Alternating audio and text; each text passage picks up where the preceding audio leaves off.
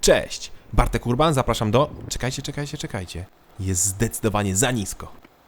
Na szczęście Touareg ma w opcji zawieszenie pneumatyczne i raz, dwa możemy je podnieść. No z tym raz, dwa to trochę przesadzam i trochę przyspieszę filmik, bo jednak chwilę to trwa. Ale jak już się podniesie, to Touareg od razu wygląda na większego. Teraz możemy zaczynać. Cześć! Bartek Urban, zapraszam do testu Volkswagena Touarega.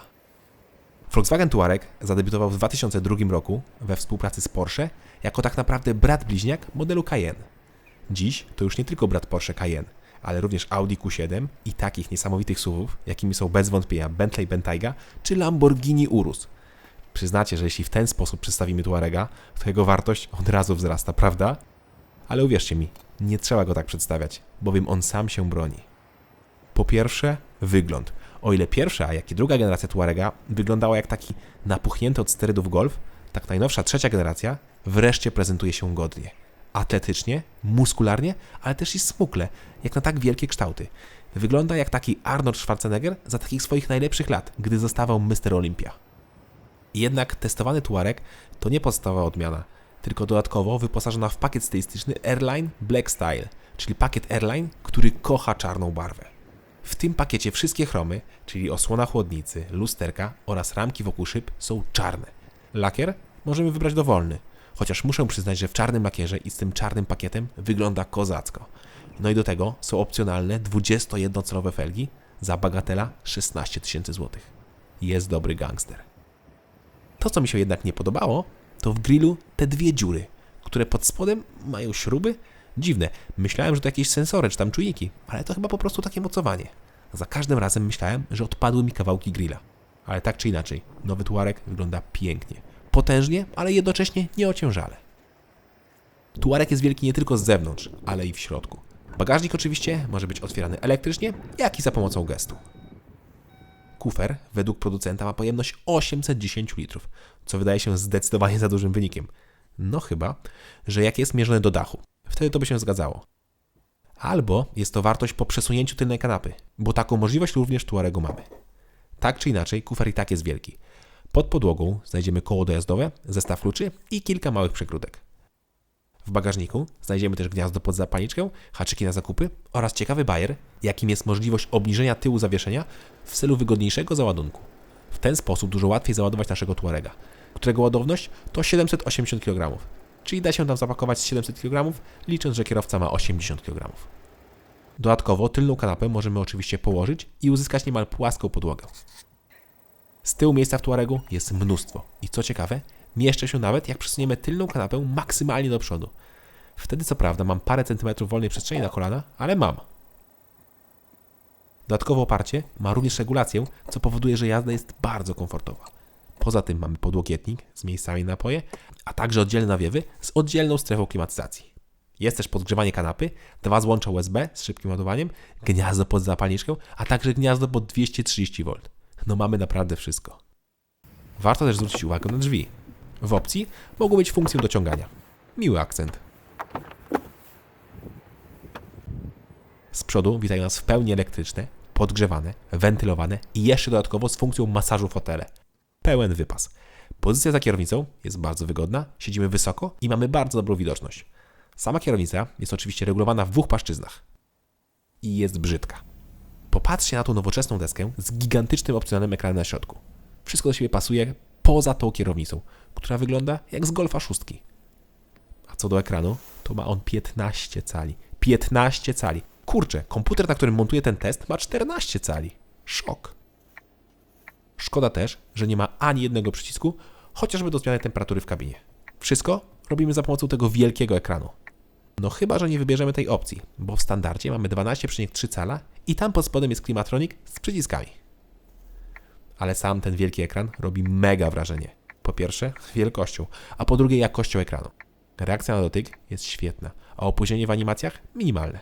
Dobra robota. Ekran ma też nawet obsługę gestami. Nieźle. Chociaż muszę przyznać, że początkowo ciężko się obsługiwało tak duży ekran.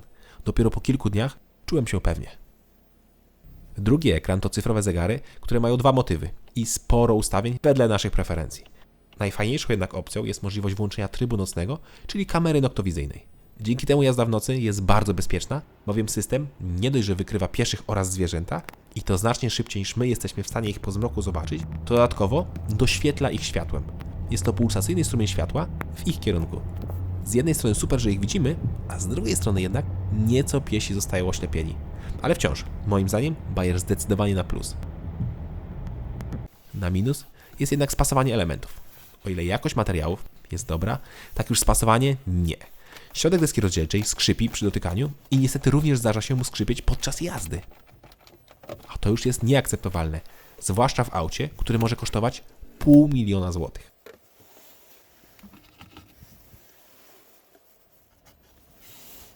Rzadko też mówią o audio, ale w przypadku Tuarega trzeba o tym powiedzieć. Na pokładzie miałem opcjonalne audio firmy Dynaudio. Mamy 14 głośników, subwoofer w bagażniku i łączną moc 730 W. To w sumie już nie dziwi, ale potencjometr jest tak ustawiony, że nigdy nie doszedłem do połowy skali. Poważnie, już przy 1/4 audio jest tak głośne, że boli głowa. Nie wiem, kto potrzebuje tak głośnego audio, ale jak ktoś potrzebuje, to koniecznie kupujcie Tuarega z tą opcją.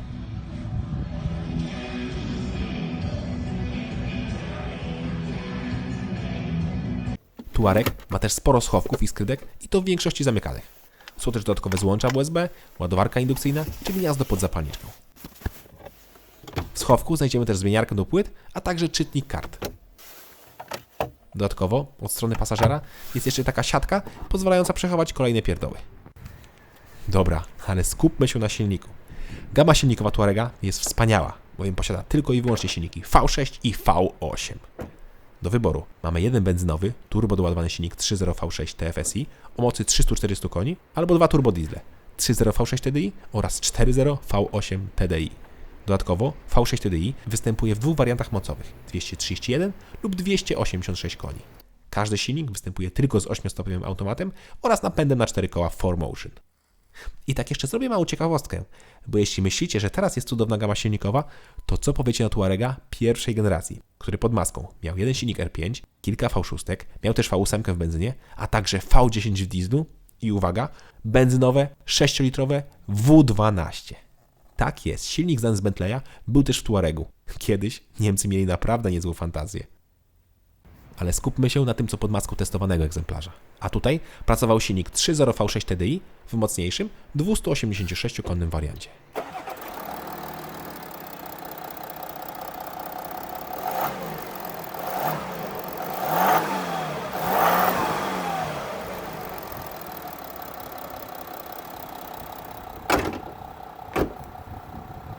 W moim odczuciu silnik jest idealny do tego auta.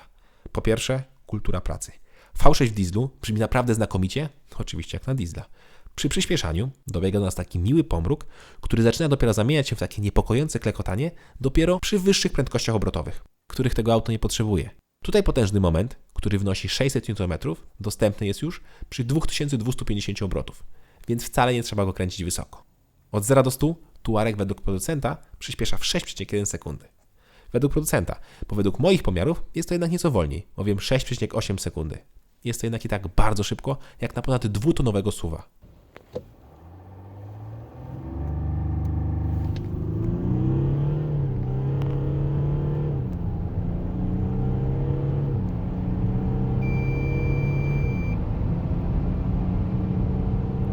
I tutaj znowu taka mała ciekawostka.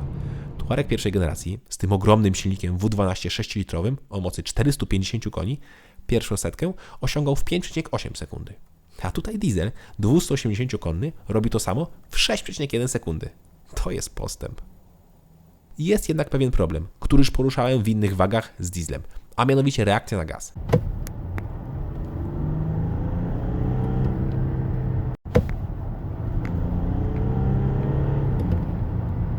Mija dobre 2 sekundy, zanim auto przyspieszy po naciśnięciu pedału gazu do oporu.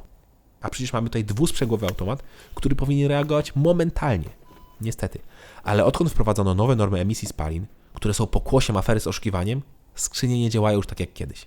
Podobno da się to odblokować, zmieniając oprogramowanie skrzyni, ale wtedy pewnie tracimy gwarancję, bo nie da się tego zrobić w serwisie Volkswagena.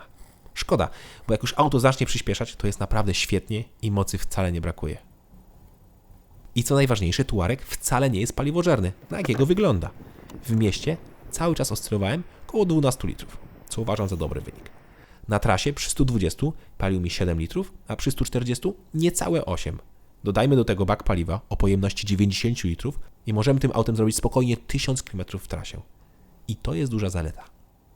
W ogóle na przykład przy 120 km na godzinę auto ma zaledwie 1500 obrotów, a w kabinie panuje idealna cisza. W ogóle auto jest genialnie wyciszone. Naprawdę byłem mocno zaskoczony, bo to przecież ogromne auto. I jest też super wygodny. A to zasługa opcjonalnego zawieszenia pneumatycznego.